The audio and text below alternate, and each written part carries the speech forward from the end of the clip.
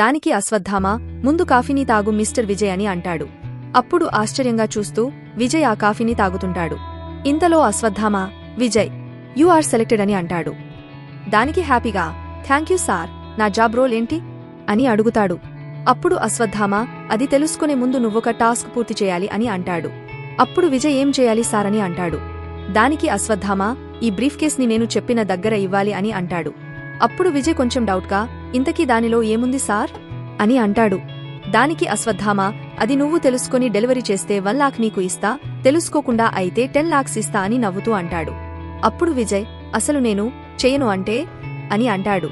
దానికి అశ్వత్థామ, నువ్వు ఈ జాబ్కి సెలెక్ట్ కావు అని అంటాడు. అప్పుడు విజయ్, నో ప్రాబ్లం సార్, ఇక వస్తా అని ఆ రూమ్ నుండి బయటకు పోదాం అని వెళ్లేసరికి ఆ రూంలోకి వచ్చిన డోర్ కనిపించదు. డోర్ ఏమైంది అని ఆశ్చర్యంగా విజయ్ చూస్తుండగా వెనుక నుండి గట్టిగా అశ్వత్థామ నవ్వు వినిపిస్తుంది.